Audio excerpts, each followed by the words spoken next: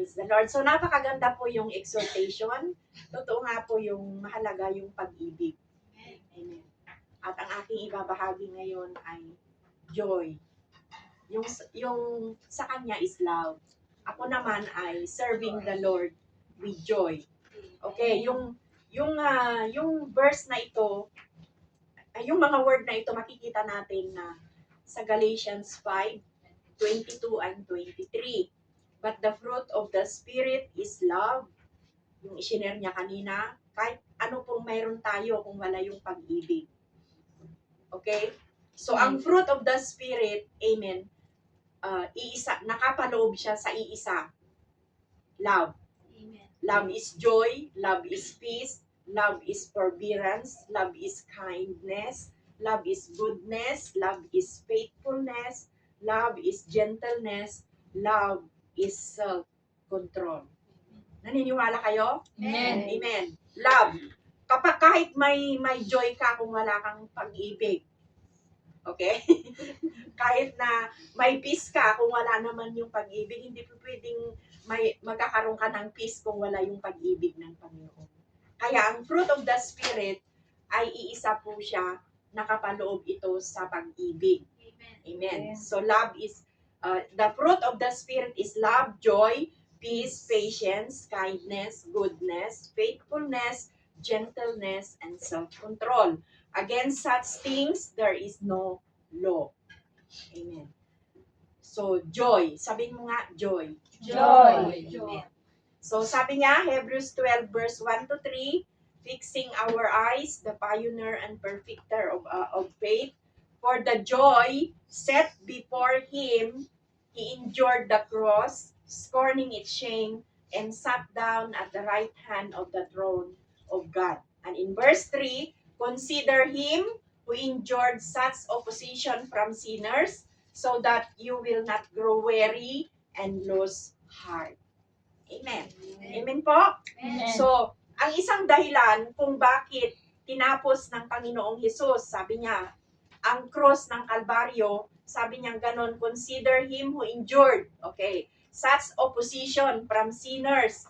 Ang dahilan kung bakit tinapos niya, at paano niya ito tinapos? Dahil sa tinatawag nating kagalakan. Amen. Kagalakan niyang tinapos. Amen. Amen. Amen po. Sabi niya ganon, consider him who endured such opposition from sinners so that you will not grow weary and lose heart. Amen. Scorning its shame and sat down at the right hand of the throne of God. So sabi niya, for the joy set before him. Okay. Yung joy na yon, nakuha niyang mag-endure doon sa cross. Hello? Amen. So natapos po niya yon dahil sa kagalakan. So mahalaga yung joy. Amen. Matatapos din natin ang buhay, ang ating paglilingkod, ang ating misyon, kung mayroon tayong kagalakan. Amen. Pero kung wala na yung kagalakan natin, we start complaining. Amen. We start not attending the church. Hello? Aray. Amen. Amen po. Kapag nawala na yung joy sa heart natin, atin tayo o hindi, wala na. Kasi nawala na yung joy. Mahalaga yung kagalakan sa puso po natin. Ito yung isa kong nakita. Kahit ako, nararamdaman ko po yun. Kung wala yung joy sa akin, hindi na ako maagang pupunta rito. Hello? Amen. Lalo na ngayong winter. Amen? Amen po? Amen. Pero dahil doon sa joy na nasa puso natin, na gusto nating maglingkod sa ating Panginoon, amen, gagawin natin ang lahat. Amen. Dahil ang Diyos, ginawa niya mismo. Amen. Tinapos niya, sabi niya, fixing our eyes, the pioneer and perfecter of faith. Siya, yung halimbawa natin. For the joy set before him, he endured the cross.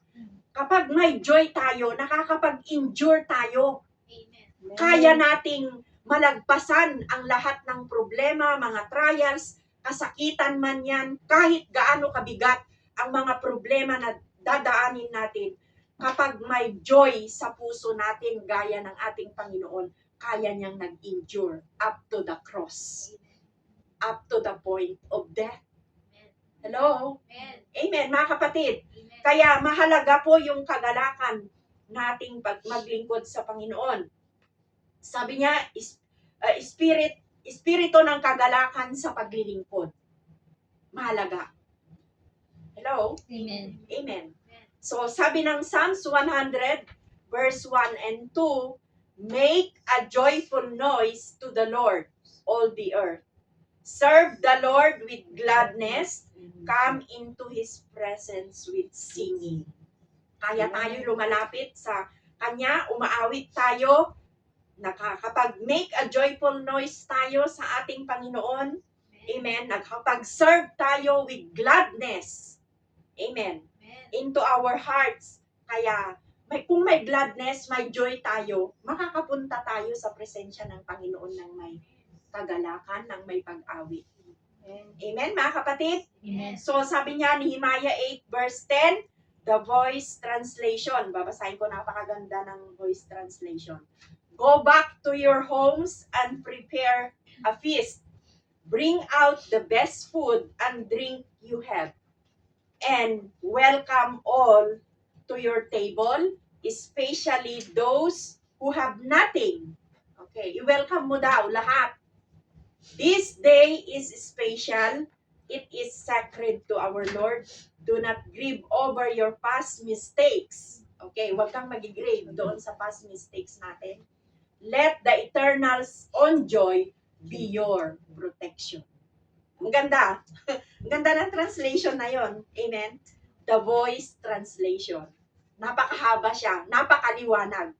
Sabi ng King James, for the joy of the Lord is your strength. For this day is holy unto the Lord. Amen? Amen po. Amen. So the joy, sabi niya ganon, paano tayo makakapag-serve sa Panginoon with joy? Number 1, joy chases away depression. Okay? Kapag may joy ka, mawawala yung depression. Alam naman natin sa kasalukuyan, kahit mga estudyante, mga anak ko, yung parang sinasabi nila na pagod sila, na-stress sila sa school, nadidepress sila. Tayo man din minsan sa dami ng mga problema, sa dami ng mga kinakaharap po natin. Amen. Pero kung may joy tayo, natatalo yung depression. Amen. Hello? Amen. Amen. Naniniwala po ba tayo na kapag masaya ang tao at nagagalak, hindi naaagaw yung kagalakan niya sa mga maraming pagsubok. Amen.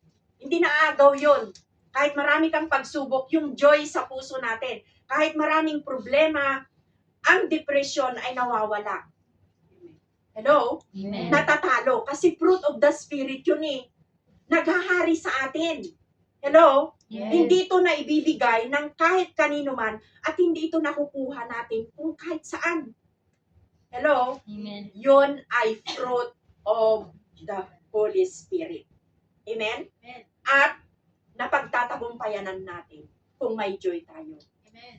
Amen. Na-overcome niya yung stress, nawawala yung depression, nawawala yung pagka-focus natin sa maraming problema. Kahit nandyan ang problema, pero yung joy sa atin nandito pa rin. Gusto pa rin nating maglingkod sa Panginoon. Ayaw nating mawala yung kagalakan. Amen. Serving the Lord with joy.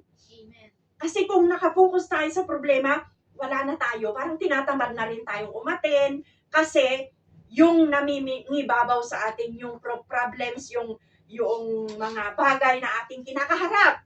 Hello? Amen. Di po ba? Amen. Alisin nyo yung joy. Napakaraming hindi natin magagawa. Amen. Hindi natin kayang magpatuloy, hindi na rin natin kaya kahit na matagal na tayo sa ating Panginoon. Amen. Pag nawala yung service natin, yung serving the Lord with joy, amen, manghihina tayo. Amen. Mawawala yung kagalakan natin na parang pagod na tayo. Mararamdaman natin ang pagod. Amen. Hello? Amen. Amen, mga kapatid.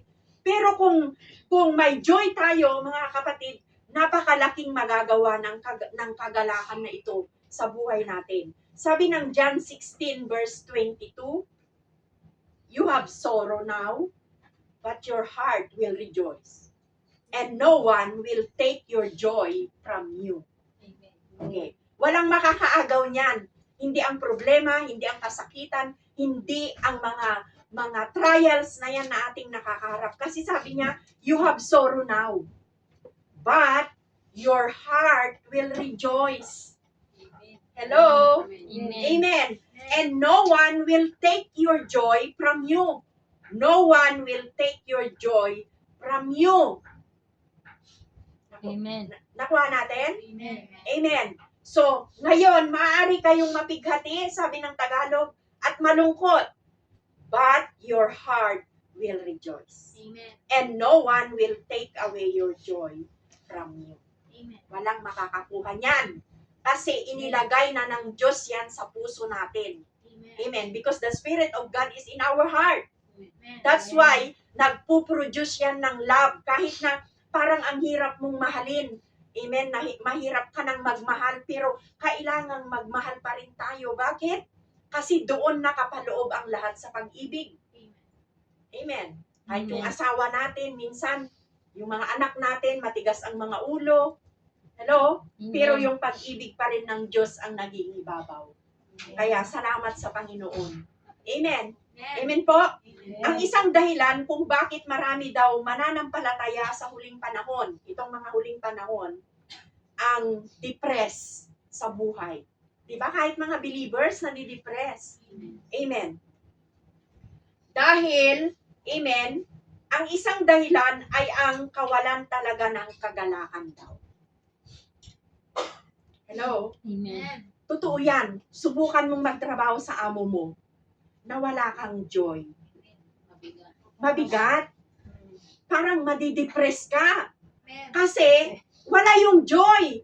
Kanina sabi niya yung nagsiserve ka sa Lord na walang love, mahalaga din yung love. Amen. Pero mahalaga din ang joy. Kasi kung ito po yung kahit na mananampalataya na tayo, ito daw yung isang dahilan na kahit na mga mananampalataya na tayo ay dumarating pa rin tayo sa pagka-depress. Kasi ang dahilan daw po ay yung kawalan talaga ng kagalakan.